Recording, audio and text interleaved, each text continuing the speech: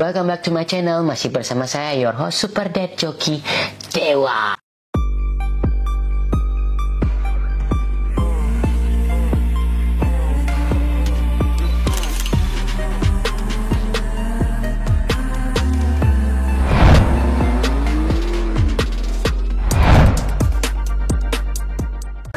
Oke guys, terlalu banyak orang yang nge-DM saya, beli gimana caranya mencari agent yang baik dan benar, beli agent apa yang Anda rekomendasikan, beli saya pengen ke Australia dengan agent gimana. Wow, terlalu banyak banget. Dan kebanyakan pertanyaannya mirip semua, 70% kalau saya baca, tapi kan banyak yang nggak saya baca. So, konten ini bakal membahas gimana cara mencari agent yang baik dan benar. Pertama-tama, disclaimer dulu ya, saya tidak dapat memberikan contoh spesifik dari agen visa atau agen lainnya yang menipu. Karena mencantumkan nama atau entitas tertentu tanpa bukti yang jelas dapat merusak reputasi seseorang atau organisasi tanpa alasan baik dan benar. Nanti bisa dibawa ke hukum saya ntar. Padahal cuma bantu doang sebenarnya. So, namun ada beberapa tanda-tanda yang dapat membantu Anda mengenali agen visa yang mencurigakan atau tidak dapat dipercaya. Apa aja itu? Ini merupakan 7 ciri tanda. Ciri tanda nggak ada bedanya.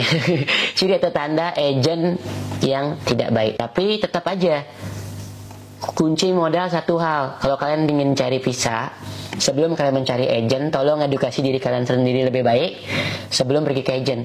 Kalian harus cari tahu yang namanya visa apa yang Anda apply, biar Anda tidak ujuk-ujuk datang ke agen tanpa benar-benar jadi santapan dari agen-agen yang haus akan darah Anda. So, langsung ke topik, apa aja itu ciri-ciri dari agen yang tidak baik dan benar itu. Yang pertama, permintaan pembayaran penuh di muka. That's impossible. Tidak mungkin ada agen yang bakal ngomong seperti itu kalau itu agen yang proper ya. Agen yang meminta pembayaran penuh di muka tanpa memberikan layanan apapun atau tanpa perjanjian tertulis yang jelas adalah udah red flag. Stay away dari agen seperti itu. Yang kedua, janji hasil cepat atau terlalu baik jadi benar, too good to be true. Atau 100% Anda pasti mendapatkan visa. Itu udah red flag. Ini ya penjelasannya. Hati-hati dengan agen yang menjanjikan hasil cepat atau janji-janji yang terlalu bagus untuk menjadi kenyataan. It's too much too good to be true. Proses visa itu biasanya memakan waktu lumayan lama atau cepat, pokoknya pasti memakan waktu. Itu kan tergantung oke-okean orang dan tergantung pada banyak berbagai faktor. Tidak ada agen yang bisa menjanjikan sesakti apapun agen itu tidak bakal bisa menjanjikan Anda 100% bisa dapat visa. Ujuk-ujuk, ini kamu pasti dapat 3 bulan visa. Atau apalagi kalau agennya ngomong gini, kalau agennya ngomong kayak gini ya, bulan depan bakal berangkat, dibutuhkan 4 orang untuk berangkat. Itu udah penipu. 100% saya berani bilang itu menipu. Kenapa? Dari mana dia tahu bulan depan Anda bisa berangkat, bahkan Anda belum punya dokumen apapun?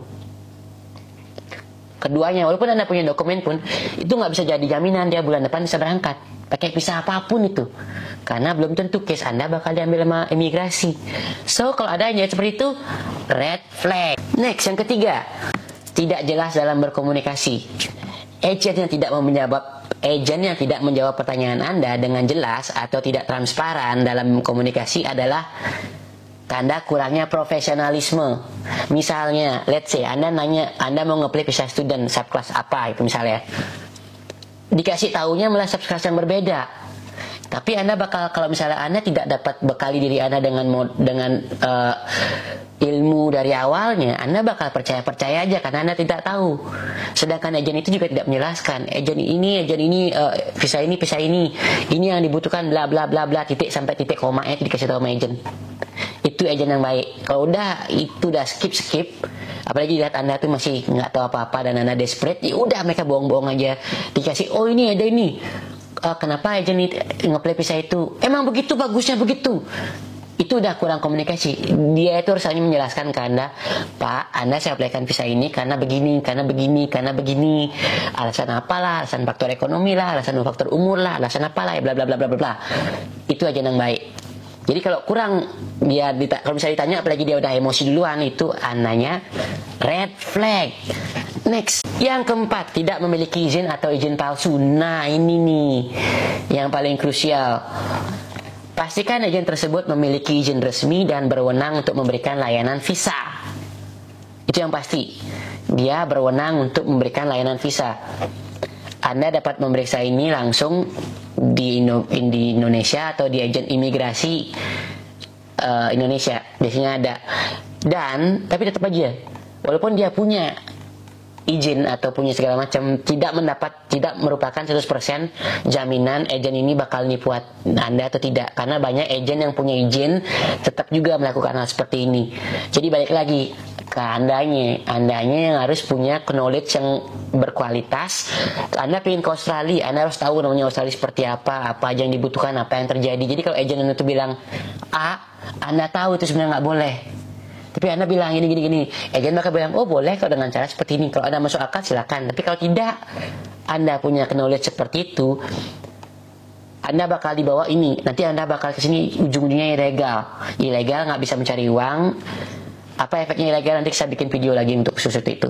Jadi, tapi tetap aja, kalau dari awal nggak punya izin, itu udah red flag. Next, yang kelima, tidak ada alamat fisik atau kontak yang valid.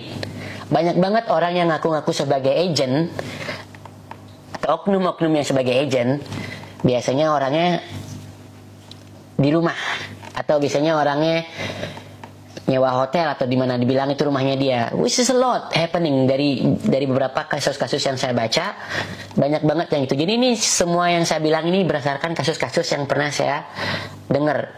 Ingat, saya bukan agent. Jadi saya nggak dapat apapun dari bikin seperti ini. Saya cuma pengen bantu Anda doang.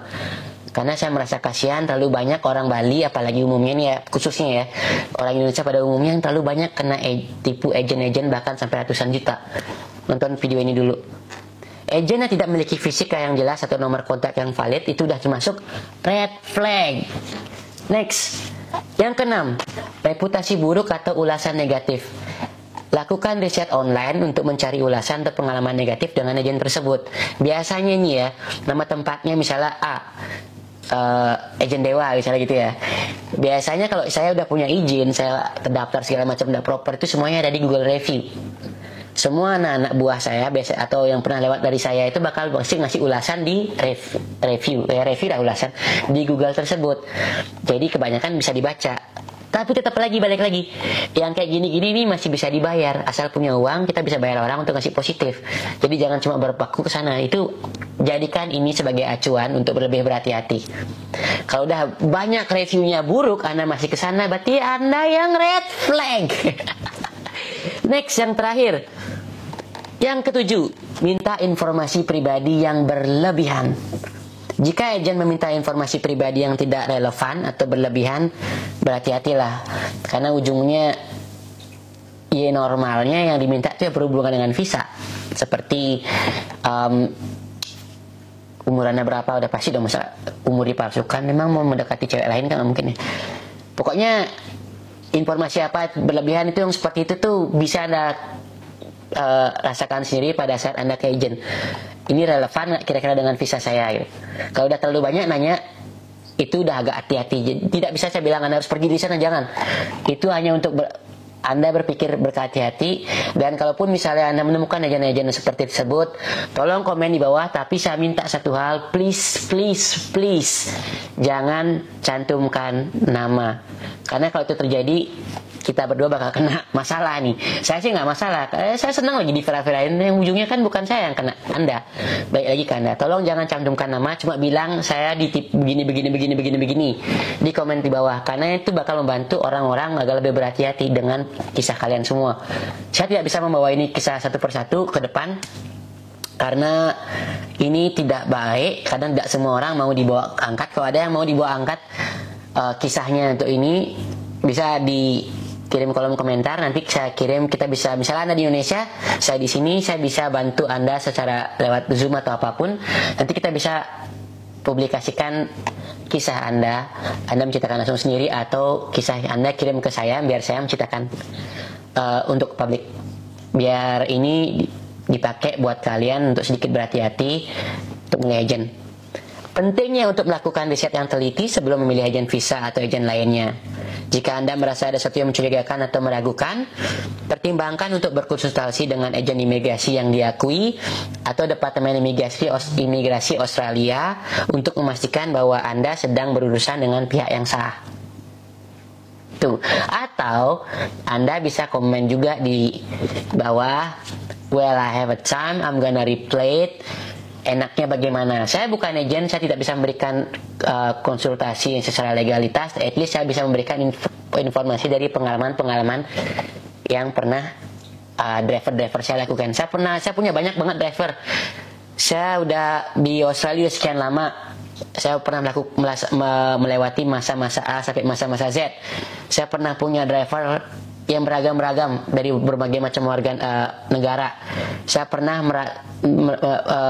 setidaknya mau nggak mau saya bakal tahu si A, si B ini visanya apa dan bagaimana cara. Jadi saya sedikit tidaknya lebih tahu daripada orang umumnya. Tapi saya bukan agent, jadi agent lebih tetap tahu. Nah, kalau kalian ingin tahu agent yang baik dan dari rekomendasi dari saya, nanti kalian bisa lihat ada YouTube. Saya bakal share. Dia merupakan orang yang sudah di sini hampir lama yang seperti saya. Dia udah berjuang keras juga di sini sebagai agensi. Dia kerja di agen lain. Sekarang dia bikin agen sendiri. That's my recommendation. But still, sebelum kalian kesana, tolong kalian edukasi terlebih dahulu diri kalian sendiri. Please deh, jadi orang Indo jangan minim literasi. Read more, know more before you join anything. Karena risk be in yourself. Oke guys, thank you sudah nonton video ini. Sampai jumpa di video selanjutnya.